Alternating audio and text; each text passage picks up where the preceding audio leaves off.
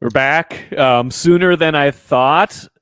Breaking news, shocking news, really, on Thursday morning. The Pohlad family announcing that after 40 years of owning the Twins, they are going to pursue a sale of the team.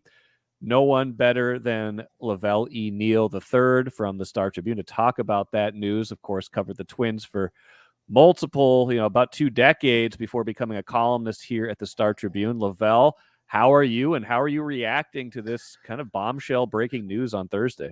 This is indeed a true bombshell. No one saw this coming.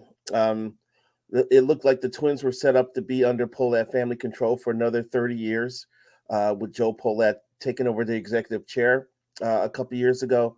For something like this to happen is totally stunning and unexpected, and it should raise eyebrows across the league. Because about some of the families who've had long tenures owning teams. You hear about the Steinbrenners right at the top of the bat, and the Pohlads are right up there with them. So I'm sure this is surprising a lot of owners in baseball as well. Other than that, you have like the Illiches who've owned the Detroit Tigers for many years. And there's a couple other teams that have been family owned for a long time, but really not as long as the Twins. And you think about the history of this franchise, only 2 families have owned this team since like 1920. And that's the Griffith family and the Pohlad family. That's incredible stability. In the news release, Joe Pohlad, executive chair right now, said this is something they decided this summer. It's interesting to me because, roughly coincides with a little bit of the down, the rough end to the season for this team, things like that. I'm sure that didn't necessarily play a role, but how are they able to keep this a secret so long? And timing wise, how do you kind of determine how this all came about? Or in any situation, the Twins have been really good about being discreet and working behind the scenes. This doesn't surprise me that they were having these conversations, because when you have a family, you can keep things within the family. And then I'm sure that Jim and Joe and Bob and Bill have all been, talking about this. I'm surprised that it's been under consideration. I'm just speculating here. I don't have any inside information, inside dope on this, but I wonder if they got to the point last year where they had the playoff run, they won a series, and it was time to push forward and push harder on this roster to make it better. They looked at their numbers and said, we can't do it. And maybe they've reached a conclusion that they can't give the fans what they want. And they're going to try to let someone else do it. So, but that's just speculation on my part. But I don't know what's going on with their other businesses. I don't know if it's something where they need to move on from the team so they can help their other holdings. The Twins have allowed the Pohlads to grow an empire. They have their hands on many businesses. They just built a tower downtown Minneapolis. They've invested in so many different things. That tonal exercise machine that LeBron James does commercials for, the Pohlads own part of that company. Oh, wow. So they've diversified their portfolio, which I think was because of the baseball ownership, and maybe they decided that they've maxed out on what they could do with the team and want to move somewhere else. Well, I mean, franchise valuations just keep soaring. They bought the team for less than $100 million back in the day, right? Like, was it 4? I think it was 44. Yeah, 34 million, 44 million, something like that. Yeah.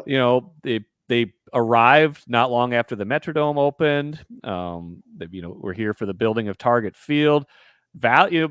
Reading what they could get for it now sounds like about $1.5 billion. Even with regional sports challenges with their, kind of the salary, the structure of how that's financially shakes out. There's such value in all types of pro sports franchises now that's the valuation of this team. We just saw the Timberwolves are kind of involved in the same sort of circumstances right now. Maybe not going to be sold, but maybe they're kind of in the process of that for a while. This could just be a pure and simple business decision where they're like, this is the time to sell. Yeah, possibly. Forbes valuation of the Twins going into the 2024 season, I believe, was $1.45 million. Yeah. So 1.5 seems reasonable. Although I'm curious to see how much of a lack of a long-term television contract situation can affect that evaluation because that affects revenue streams and profitability. But I'm not a business person. There's other people who are more skilled at that than I am. But yeah, that's about 3,000% raised from the good. 44 million that they eventually bought the team for. And I'm pretty sure Carl took out a loan to buy the team and paid himself back with interest. So I think it worked out on his end. But it's been quite a run. It's been quite a controversial run. The Pohlad family, and maybe, the other thing too, maybe they're tired of taking the PR hits. They have not been able to get out of their own way. When Carl was complaining about the Metrodome, getting a new stadium, he was going to donate money for the project. It ended up being a loan. Then there was a contraction. Then there was Don Beaver. There were so many things that just upset the fan base, and I think there was a lack of trust from that whole period there. And Joe Pohlad coming out at the end of the season saying that he made a business decision when this fan base was fired up about where the team was headed. Was just the latest in bad messaging sent out to the public. So I think all that needs to be included in the final evaluation of how this ownership period has gone for the Pohlads. It's crazy because I remember I had to interview Carl. God, when was this? 2000, Okay. 2001. Around contraction time, right? I went down. Maybe it was a pre-contraction. It may have been pre-contraction. I'm thinking 99. And I was in his office down in the Marquette Bank building on the 30 whatever floor. And I was sitting in his office. He walks in. He goes, "I heard you bought a new house. How come you didn't finance it through us?" I'm like, how in the hell did he know that I bought a house? I'm like, how did he know this? Right. Here he's getting mad that I didn't finance it through his bank. It was just crazy. So that man was something else when it came to money and maximizing profits. And you have some. I'm sorry, I'm just rambling on here, but no, that's good. You have so many situations on where some people believe the team, they got to do the best for the fans, and they want to see their teams win before they pass away. I was covering the Royals when Ewan Kaufman pushed the payroll in his final years because he wanted to see the Royals do well, and it didn't work. Mike Ilitch did that in his last years with the Detroit Tigers, signing Miguel Cabrera to a ridiculous contract, and I am re-signing him. I think they'll sign him twice. As the Tigers went to a World Series, I want to say in 2005. And then most recently, yeah, I think so. Well, I could be wrong, 08 or something like that. And then Peter Seidler, the owner of the Padres, dearly wanted to see the Padres win before he passed away, wanted to win the title for the fan base. And he pushed the Padres payroll to gargantuan amounts here. But he died of non-Hodgkin's lymphoma 2 or 3 years ago without that dream being realized. And since then, the Padres lost over $100 million in 2022. They lost over $50 million in 2023, and they shaved their payroll by $90 million, and they're still competitive. But it shows you that Seidler was not in. He was in a mode where I want to win at all costs, and the Pohlad family never showed that approach to their fan base, and I think it angered them. Do you feel like as we went from Carl to Jim to Joe that the desire to be on the baseball side, to be kind of part of the baseball fandom segment of it, is more than just the business aspect of it, did that make it all the way through the generations? I guess, were they having as much joy owning the team right now, you think, than they did originally? I don't think so. I think when Carl bought the team, he wanted to make sure it had a long-term future in this market, which was noble of him to do. And I think that Jim wanted to carry that on when Carl passed away.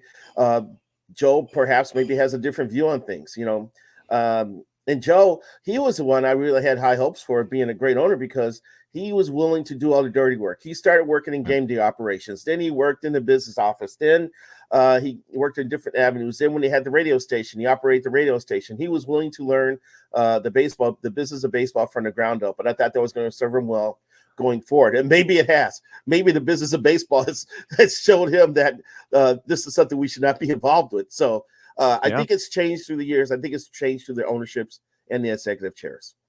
Couple more things on this emergency bonus episode. What do you think are the short-term, medium-term implications for how this team is run? I mean, this sale, probably won't, it's going to take maybe 6 months, which could be, right around the start of next season. I guess, how do you imagine this changes the approach? Anybody, at high level positions, things like that? I think they'll move forward as like everything's normal, nothing is going on behind the scenes. I think it'll be business as usual there. They'll prepare for the 2025 season. I think the writing's on the wall in terms of how the roster's going to be put together, because they've said that the payroll's not going to go up or down.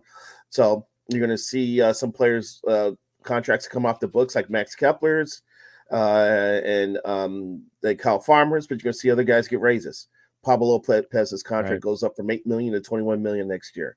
There's going to be arbitration increases. So they're going to have to be creative in terms of finding quality players to try to strengthen the roster more than last year. And just like, today's the first day of the hockey season for the Wild. If they stay healthy, they look like a playoff team. If the Twins stay healthy, they look like a playoff team. And that's the one thing they got to be gambling on. It is unfortunate you can't go out and buy health. You have to hope that guys are prepared and durable enough to get through the rigors of the season. Because when you have Carlos Correa and Buxton and Royce Lewis in the lineup consistently, you got a shot doing some damage. So I think they're just going to go forward, business as usual. We won't see anything else. But it's been amazing because these last few years, when they hired Falvey and Thad Levine, they triggered a significant amount of spending on the infrastructure of that organization, building out the baseball department, building out the R&D department, building out the medical department. They've spent millions and millions of dollars building that area out, and they're not going to see it come to fruition.